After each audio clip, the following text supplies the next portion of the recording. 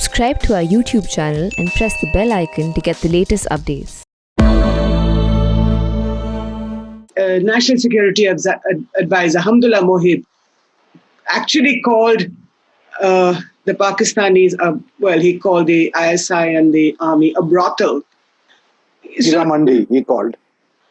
Hira Mandi, right, which is like a red light area in Lahore. Now, then you have Amrullah Saleh, every second tweet of his names Pakistan. But I'm just asking you, is this good diplomacy? I'm with Bilal Sarwary, one of Afghanistan's most intrepid journalists in Kabul, and Ambassador Amar Sinha, India's ambassador to Afghanistan from 2013 to 2016 in Delhi. Gentlemen, welcome to the Print Debates. Today we are talking about the situation in Afghanistan. It's moving very fast. It's evolving very, very quickly. The Taliban have taken several capitals in the last 1 week. Even as I speak, the capitals of Ghor and Badghis have fallen. Afghanistan's largest cities after Kabul, Kandahar and Herat, have also gone into the hands of the Taliban. But meanwhile, the US troops, the drawdown of the US troops is on schedule. Bilal, if I can come to you first, give us a snapshot of what is going on in your country. It is a very demoralizing trend of these major provincial capitals falling into the hands of Taliban, most of them without much of a resistance. The latest provincial capitals to fall are the ones in Logar today, where the provincial governor was taken captive after he put a resistance against the Taliban fighters. 5 of his bodyguards were killed.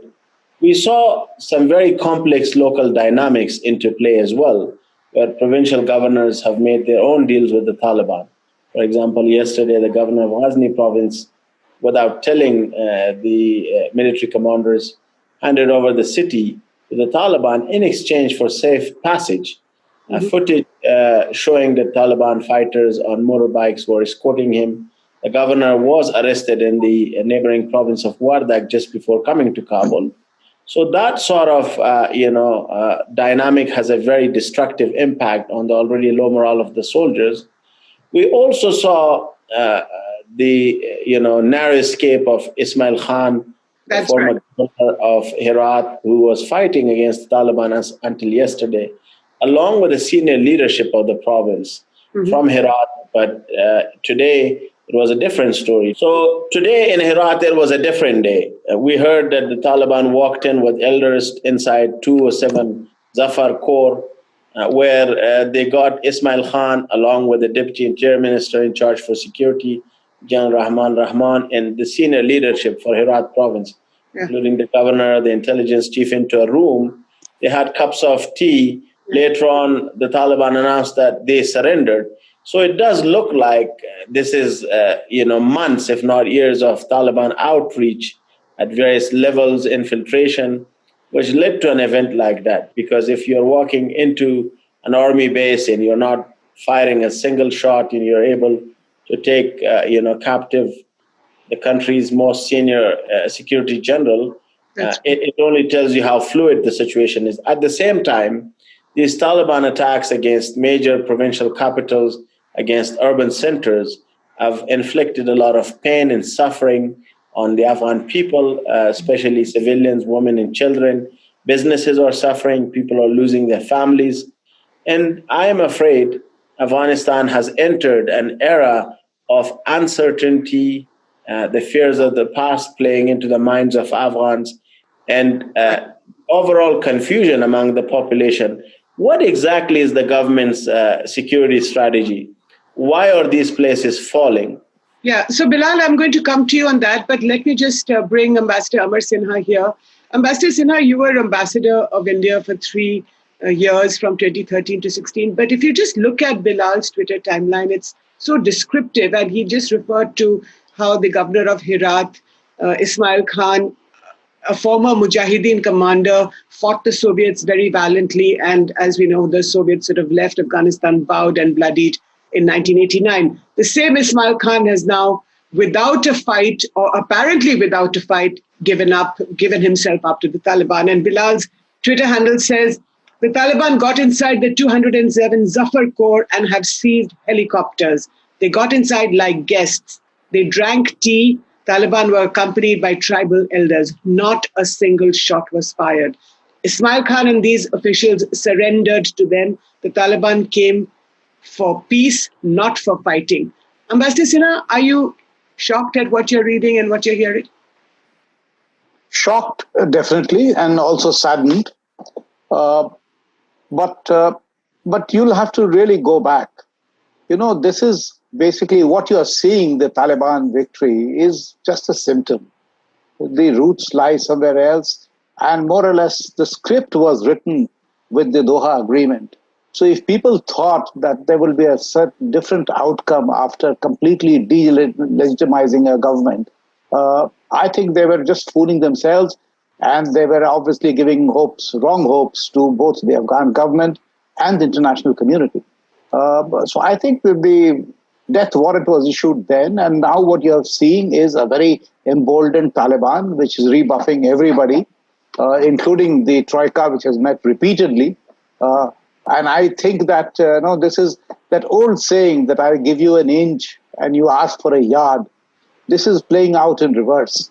That I gave you a yard, now I'm coming back to you to ask for an inch, and it is being refused. So obviously Taliban is not listening. Their objective always was to control Kabul by hook or by crook, and this time it is through violence, and that's what we are seeing unfolding. It is unfortunate, but that's how I see it. So Bilal, two things. One is that the talks in Doha are still going on, and you mentioned the governor of Logar province, whose brother is also in these talks in Doha. So what is the strategy that the government is adopting? I think it's important to clarify that these talks have not resulted in an end to the bloodshed on the ground, the sufferings. These are dubbed often as peace talks, but they're not. These comfortable settings, the big disconnect from the battlefield, has been basically a very smart PR operation, in my view, more than anything else. But what is happening on the ground, that both sides are losing their family members and friends in the fighting, this is going to only widen the mistrust that already exists between Afghan negotiators and Taliban negotiators. What is incredibly important to point out here, that the Taliban military leaders and commanders who are fighting on the ground, they are young, they are hot-blooded, they are rigid, and they are massively influenced by foreign fighters over the last 20 years. They are massively influenced by Al-Qaeda. Al-Qaeda has transferred the ability to these guys to make truck bombs, powerful car bombs, roadside bombs, the use of thermal, the use of commercial drone in turning it into a deadly weapon. I think that transformation also shows a massive disconnect between this generation of Taliban fighters and leaders and the generation that existed in the 1990s, whose leader also fought against the Russians under the Mujahideen. So this is an important, reality, the brutality on the ground, the execution of prisoners, ruling with harsh ways. We know the Taliban leaders in Doha and elsewhere are very worried about that reality. They're also worried about international press and pressure, which is why now you have audio messages from the governor of Kandahar, Haji Wafa, or from Mullah Yaqub, Mullah Umar's son, right? Appealing to fighters to maintain rule and law, that to not torture anyone, to not go into people's homes. But this is easier said than done. So right. Afghanistan, in my view, faces a massive risk of such brutality, which we may or we may not know or see. We only see smaller, parts of it when a video comes out as evidence. So this is an incredibly bloody and different battlefield than people would like to know it. So, Ambassador Sinha, two questions to you. The first is that when you were there in your time, President Ashraf Ghani became president.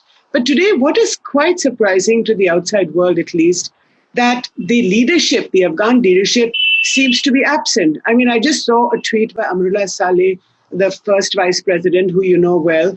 There were huge rumors that he had gone to Tajikistan for some reason. But anyway, he seems to be in Kabul, and he's tweeted saying that they are going to fight the Taliban. But where is Hamid Karzai, the former president? Where is everybody else? Why is it that there is nobody fighting and taking on the Taliban?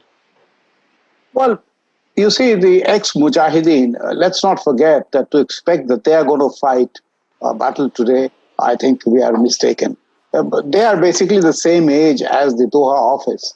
They are the old generation. I have always argued that Afghanistan needs a generational change in leadership.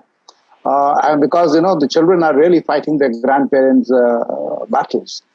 But the point that Bilal made is very important, that today's Taliban and this entire romanticism of Taliban that, of 1996, which Americans had thought will take care of the drugs and the thugs, and they were welcomed.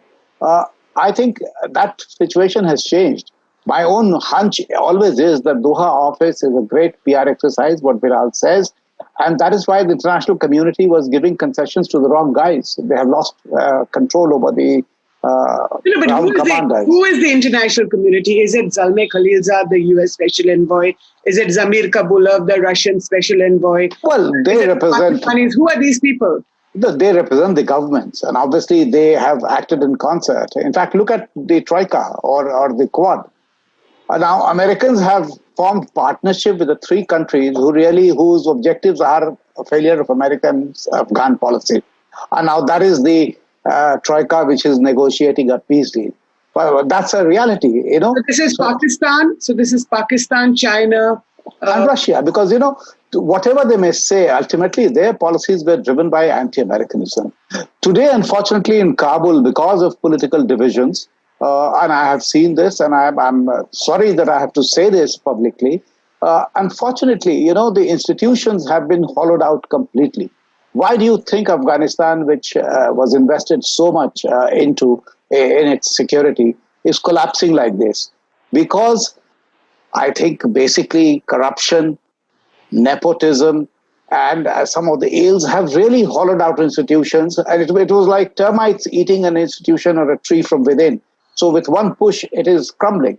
And that's a reality. And I think the leadership or the vacuum of leadership has a lot to account for. The leadership has to answer the people that what exactly they did. What were the forward planning? Were they lulled into doing absolutely nothing and waiting for the spring offensives to start on 1st of May, thinking that Biden review would change the situation on the ground? I think the writing was on the wall. And I feel it's very, very unfortunate for the Afghan people. But Bilal, Ambassador Sinha saying the writing was on the wall. But we were also told that the Afghans were going to fight. But here the Afghans are not fighting. They're sort of, they're handing over their guns.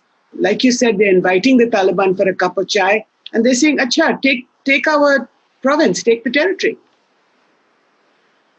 I think there are many reasons. Let's start with the Afghan reasons. The constant changes in the security leadership here in Kabul was a big mistake. The political bickering, the political divisions were a big mistake. Not putting the country ahead of self-interest. Political bickering between who? Political bickering between the president Ashraf Ghani, his government, and politicians. There's a lot of evidence of it. It's very Abdullah. It's very public. It's very public. We have seen a wave of emotions. We have not seen a strategy. We have not seen any effort to unite Afghanistan.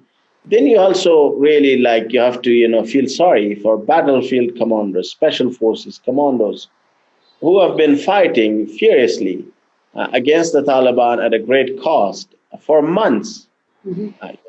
Surviving without water and food. The impact of the fighting in the political Kabul had an impact on the battlefield soldiers. Obviously, fatigue is an issue, the lack of rotations, and the fact that the Americans provided the Taliban with so much legitimacy. You release 6,000 Taliban fighters and leaders, you tell a government to do it, telling the government that would lead to meaningful and credible peace talks, that would lead to a permanent and comprehensive ceasefire. Actually, the quite opposite happened. Taliban got emboldened. They started attacking district centers. They started attacking major provincial capitals, urban centers, home to hundreds and thousands of Afghan civilians. But America also leaves Afghanistan without either a credible and meaningful peace process or a permanent and comprehensive ceasefire. So, do you blame the Americans for having betrayed their own mandate as well as the people of Afghanistan? I wanted to finish on that point. And then this was a 20-year relationship that Afghans had with the Americans. It was deeper friendships. It was generational for both sides. So the fact that the Americans left the Bagram air base with lights off, that was a very, very bad omen. You don't abandon your allies like that. You don't, throw on a plate your allies in a negotiation, which was in fact nothing more than a U.S. Taliban exit deal. I think that is a very, very important factor of how things started to cripple. I'm not going to get into the blame game. I think that is for the viewers to judge who is to blame, who is not to blame. But this is also a historical betrayal. The Americans came here in the 1980s. The Russians were defeated. The cost was paid by the Afghan people. Then the Americans left Afghanistan to the wishes of this region. We know what happened. First, the civil war, then the subsequent rise of the Taliban movement. Right. First, they were the good guys. They brought law and order. They put an end to many governments on the street, four currencies. Eventually, we have to really remember historically that Afghans paid a massive price for that stability at first. Al-Qaeda was here. Guns were trained on Afghan heads. And then you had 9/11. So what everyone is saying here, and as an Afghan, I would like to also speak very clearly about this. If the Americans are leaving, if all the other countries are leaving, they must leave committing to a comprehensive peace process. Because if Afghanistan falls into the old days, this fire, sooner or later, will burn our neighbors, the region, and Europe will find Afghan refugees, the issue of militancy and terrorism, as well as drugs on their doorsteps as well. Now, if you put all of these into the context of what is happening today, these actions have really caused psychological turbulence among the Afghan people. People who invested their lives, their dreams, people sacrificed for a better Afghanistan, for a new Afghanistan. I'm not saying that the last 20 years, the Americans and the Afghan government did not make mistakes. Yes, there were plenty of them. Bilal, I'm going to come to you if you can just hold your thought, because I want to bring in Ambassador Sinha here. Ambassador Sinha, Bilal is talking about allies and how the Americans were an ally in the 80s and, of course, now in the last 20 years. But if we're talking about allies, you would consider India to be a friend and an ally of Afghanistan, wouldn't you? Yes, of course.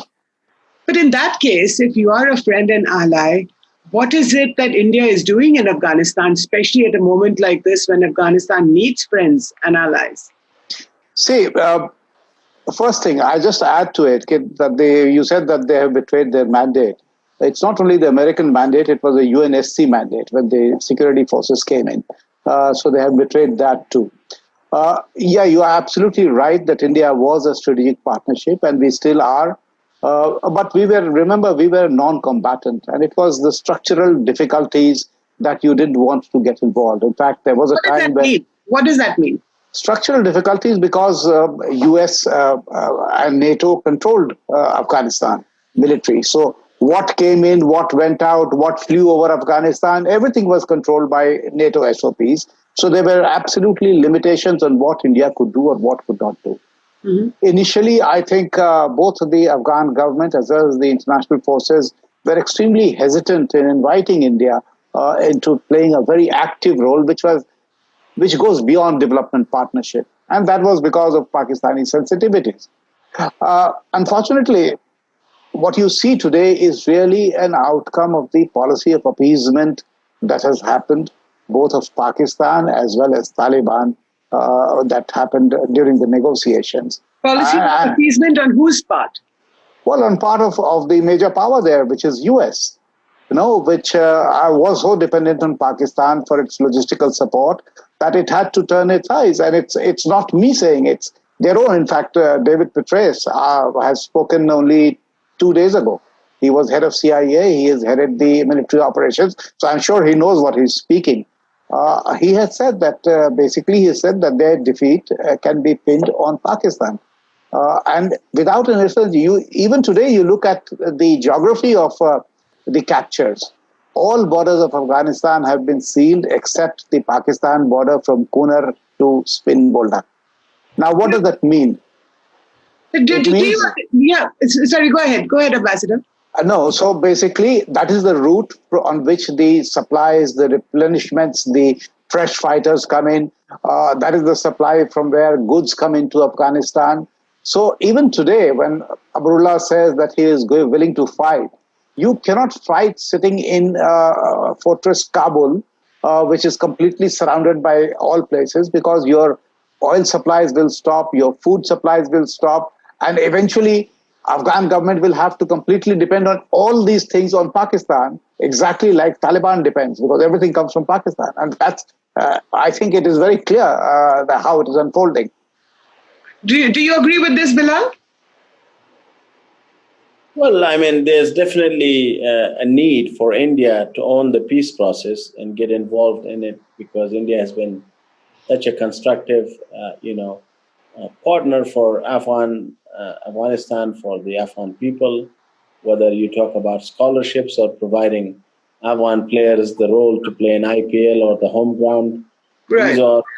these are images that Afghans find extremely constructive in a region where our neighbors are not as friendly as they should be. So I would like to think that many people have told me that why is India not getting involved in the peace process?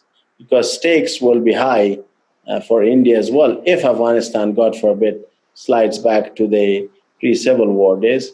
As far as Kabul is concerned, as I said to you, it is a fair criticism by everyone, including the Afghan people, that this government has failed to come up with a strategy, one that is solid, one that responds to the needs of the people. I don't think it's the soldiers' fault. They have been fighting. The military is fighting. So I don't understand, why is it that the Afghan government, I mean, it's been 20 years, why is it that they have failed to come up with a strategy? Well, you have to also remember. They not agreed to talk to each other. Even today, Ashraf Ghani, Hamid Karzai, Amrullah Saleh, Abdullah, Marshal Dostum, you don't see them coming together and talking together about what to do with the Taliban. Well, as I said, if Afghanistan had a united front on the peace process, if Afghanistan was able to work on unity, if Afghanistan was able to work on a strategy in which the views of all of these players would have been taken seriously, they would have felt consulted, things could have turned differently. But, it's not only the Afghans. When your biggest ally, walks out on you and, abandons you in the middle of, a process that could have been successful, there would be consequences. I was speaking to one very senior young special forces commander here in Kabul who have been fighting literally round the clock. Mm-hmm. He told me, like, when the Americans had a presence here, a few thousand forces, that was a major, hurdle for a Taliban takeover of the country, although the Americans were not fighting actively. In fact, they were not carrying any airstrikes. Mm-hmm. So the Americans, in some ways, have allowed the Taliban to think and to have the confidence that they can have a military victory by, providing them with a lot of contact with their leadership in DC. Their president, for example, was calling the Taliban leader. They were not talking to Kabul. And one has to really also put this into a wider context. Afghanistan may have a government that is, incompetent. Afghanistan may have a government that fails to bring people around the table or could not do it now.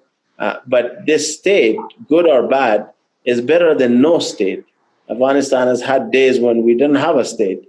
that lawlessness and that chaos that could come in the absence of a state could have far more deadlier consequences, not only for the Afghans, but even for the Americans and their interest here in this region. But let me ask you, Ambassador Sinha, is it that one of the reasons why the Afghans are not fighting is because they believe that, what is the use of fighting? The Taliban are going to come and take Kabul anyway, like they did in 1996. Well, yes, there's an element of psychological sort of meltdown, let's put it this way.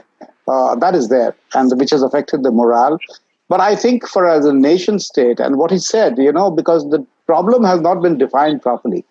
This is not a civil war. This is an invasion. And this is a destruction of a nation state that you are witnessing. Now, we have to be very, very clear. So now Afghanistan leadership and everybody has to get out of this post-divorce trauma and really pull up the socks and who is the invasion by? Who is the invasion by? Well, I think the invasion is by Pakistan. It is very clear. It is not that it has happened today, but this has been the policy since... Is that too simplistic, Bilal, that the invasion is from Pakistan? After all, I'm sure the Afghans also need to take responsibility. I think it's definitely, well-documented fact what was the role of ISI in Pakistani army over the last 20 years here. It is not for me to, point it out. It's well-documented. But in the last few weeks, how do you... There are reasons. When you hear the Pakistani Prime Minister and when you hear the Pakistani Foreign Minister speak on behalf of the Taliban so publicly, I mean, the whole world would agree with me that that is not something a neighbor does. That's not something that another government does. So there's no, shortage of evidence and documentation, including the fact that Pakistani militant groups are fighting at the moment, including the fact that they have been involved in, targeting of Afghans in places like Spin Boldak and Kandahar, according to tribal elders, according to officials on the ground who we have been speaking to. But to say that the Afghan government does not have a responsibility, to say that the Afghan government did not fail, to say that the political bickering didn't have a role, I think is also not fair. Afghanistan must have a government that can appeal and must appeal to talent, to commitment, to leadership. We have seen... Two questions here, Bilal. You're saying that Pakistani extremist groups, now whether this is the Lashkar-e-Taiba or you have the Haqqani network, of course, which have also killed Indian diplomats and other citizens in Afghanistan, in Kabul. But is it Pakistani extremist or Pakistan-based extremist groups, or is it Pakistani fighters? I'm asking fighters from the Pakistan army and from their armed forces. What we hear from the Afghan government, they say that the influx of Pakistani fighters, around 10,000 number that was given by President Ashraf Ghani very publicly, are now taking part in this massive onslaught, across the country. That is on the record. That is very public. But we must also remember that Pakistan is a country where the army and intelligence own the state. In the word of Shashi Tharoor, it is, very clear what the role of the army and intelligence service has been in my country, their destructive role. And recently, it is becoming even more clear that the Pakistani politicians and certain figures in their government have been publicly celebrating Taliban victories. This is not to say that all Pakistanis do that, but the most prominent ones do that. And Kabul protested. Right. We heard from President Ashraf Ghani. We heard from First Vice President Amrullah Saleh. So Afghanistan is also a country at war for 40 years. It's not like an island of perfection. We have been fighting. We have had many issues. And when you have so much incompetence at home, and when you have so much selfishness and greed and too much pride, and you add that with bad neighbors and living in a bad neighborhood, there ought to be consequences in deadly ways. Ambassador Sinha, you hear Afghans accuse the Pakistanis a lot. Like Bilal said, President Ashraf Ghani in Tashkent a couple of weeks ago said 10,000 Pakistani fighters are fighting alongside the Taliban. The National Security Advisor, Hamdullah Mohib, actually called the Pakistanis, he called the ISI and the army a brothel. Hira Mandi, he called. Hira Mandi, right, which is like a red light area in Lahore. Now, then you have Amrullah Saleh, every second tweet of his names Pakistan. But I'm just asking you, is this good diplomacy? What does it do to the world? You said yourself, General Petraeus has said that Pakistan is the single most important reason why we've done so badly. But nothing seems to make any difference. People can say what they like, but nothing is happening on the ground. Well, it is not only Afghan sources, you see. Listen to Pervez Musharraf, read Benazir Bhutto, read Hussain Haqqani, read Carlota Gal, read Christine Fair. These are all some from direct experience and others. Why is it not making a difference is my point. Why is it that we're in this situation today? Well, that's a mystery that I have not been able to unravel. That what is it that inhibits the US government from really calling spade a spade? They do. When they go to the Congress hearing, etc., they do. But that is not official statement. No, those are enclosed hearings and those statements come out. But that does not translate into policy. Including former NSAs of US, like Castor, etc., if you ask. They all tell you the truth. They all know. But when they are there, when they could make a difference and make a policy, obviously something held them back. Now, that is something I don't know. What do you think held them back, Bilal? Well, it is one of the most painful elements of the Afghan-US relationship over the last 20 years. That it's not only the Afghans who suffered because of these policies. American lives were also lost. And look, Afghanistan is not asking for miracles from Pakistan. Afghanistan is not asking for, something that is mind-blowing. At the same time, it is also not fair to blame everything on Pakistan. That's right.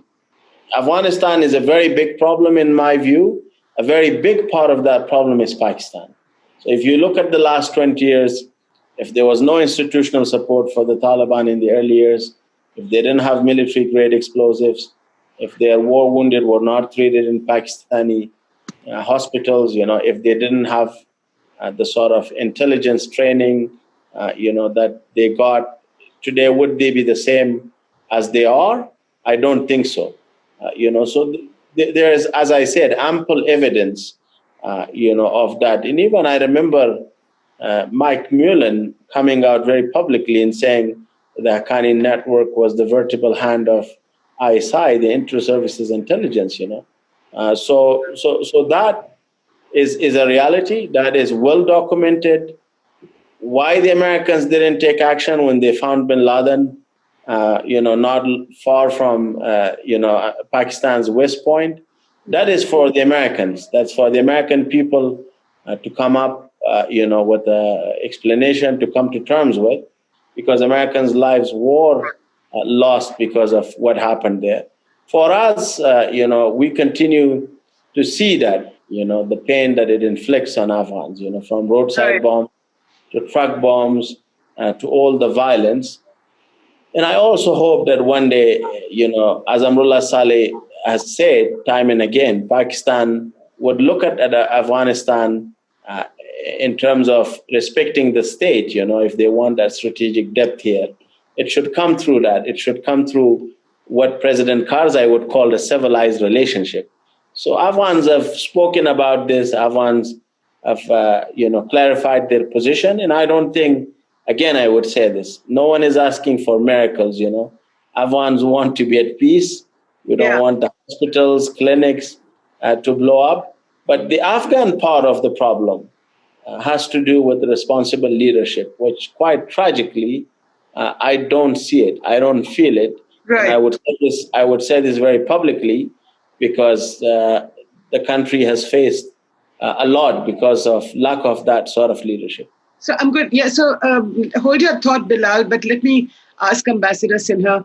So what is it that India can do today, Ambassador Sinha? Well, today I think in view of the blitzkrieg that you see, there's very little that you can do.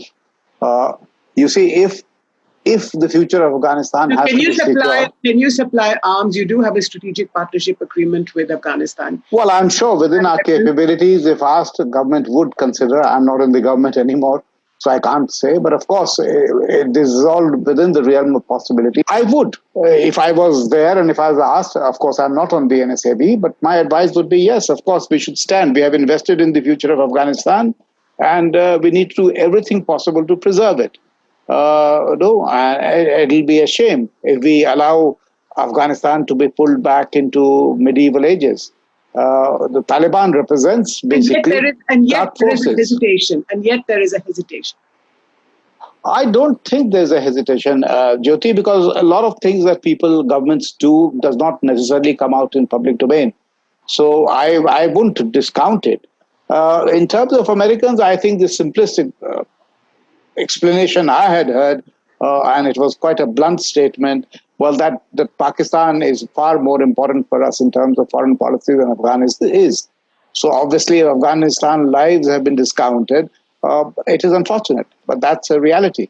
And I just hope that we would, as strategic partners of the Americans, what we can do this month at least, when we are in UN Security Council, is to play an active role in changing the global narrative, in telling the world what is happening there. And it is not necessarily directed at Pakistan. You see, all you need from Pakistan is to start respecting the sovereignty of our friend, of a neighbor. And that is all, I think, as a minimalistic demand by the Afghans. And the rest, then you can deal with the problem. But right now, when you say that foreign troops have to withdraw, but foreign fighters can continue in Afghanistan in thousands, where you are hearing reports that whole northern border is basically foreign fighters who are manning it while Taliban runs over other provinces. I think that was part of the asymmetry that was built into the Doha Agreement. Right. Bilal, last question to you. You talked about the Afghan leadership. There are reports that Ashraf Ghani, the president, is going to resign. Are you hearing that? I would like to not speculate on rumors. That's not a question for me, but definitely we need a credible and meaningful peace process. We need to make sure that the permanent and comprehensive ceasefire happens. We need to make sure that the peace process has all the elements of what a peace process should be, including the victims, women, media, and the families of Taliban, who are also the victims of this. No, I'm asking, in a moment like this, to both of you, Ambassador Sinha, should a president who has been completely left, bereft, helpless, unable, incapable, incompetent, I mean, these are my words, of course, but you know him well, Ambassador Sinha, do you think it's the moral thing for him to go now and for somebody else to come, or for perhaps a shura to come together and take consensual decisions? Well, Jyoti, you can argue both ways. The morality both in making this big sacrifice, but there's also a morality in terms of doing your duty, dharma, Raj dharma, as they say. So I think but the solution really is solution. I think the president and the Afghan politicians know the solution. They were working on a leadership council. Unfortunately, all these decisions get stuck in either personal egos or turf battles or whatever. No, an alternate leadership council where all the leaders, where the tent was being expanded, and it got really stuck on how much power they will have. And somebody then telling President Ghani that this will dilute your powers. This is not the time to talk about these things. No, this is not about individuals' power. It's about saving a nation. So everything that you can do, and I think resignation, etc., demanding resignation, etc., I think is an extreme step. But there are other intermediary steps. And of course, Afghan people, they have traditionally relied on shuras for taking collective decisions. And I think this is a time to have collective decision rather than centralized decision making. Bilal, you have the last word. The Americans are saying that the Taliban are within 30 to 90 days of taking Kabul. I find also those statements quite contradictory. It is spreading fear and more concern among the Afghan people. I think what the US should focus on is to make sure that it delivers a credible peace process as an ally of the country over the last 20 years, because the US is also invested here. If that fails, Afghanistan definitely will see, quite tragically, more violence, and then it will be on the Americans, on this administration. You are talking about many Srebrenicas, you're talking about a humanitarian crisis of epic proportions. You're talking about, Afghanistan losing some of its most educated people, all under the watchful eyes of the international community. As an Afghan, I would tell you what happened in the 1990s. I was a victim of the civil war. You didn't have these Western embassies. You didn't have the presence of the international community. You didn't have the world coming here investing in blood and treasure. Now that we have all done that, we have to make sure that Afghanistan finds a peaceful solution. And as Ambassador Sinha said, calling a spade must be, the new norm. We cannot afford to basically not do that anymore in the interest of the people. And look, it is the Afghan people who continue to suffer. It is the Afghan people who continue to lose entire families. It's the Afghan people who are losing their harvest, their crops, their businesses, their homes. They deserve this. And this is not, something impossible. It can happen, but for that we need to have a comprehensive commitment from the United States and the international community. Right, gentlemen, thank you both so much for your time. Bilal Sarwary in Kabul, Ambassador Amar Sinha in Delhi. We know that the Taliban is not stopping. The situation is evolving very, very fast. But I do want to say to all of you, dear viewers, is that Bilal Sarwary has just had a baby daughter. Her name is Soleh, which is peace in Pashto. And we do hope, congratulations, first of all, Bilal, to you and your wife. And we do hope that your daughter will grow up in a peaceful Afghanistan, and our best wishes to you. Sulah. Thank you, gentlemen. Sulah. In Hindi also means peace. Sulah. Absolutely. Right. Thank you, gentlemen, both for your time. Bye-bye. Bilal and Amar Sinha. Good to be with you. Thank you. Thank you.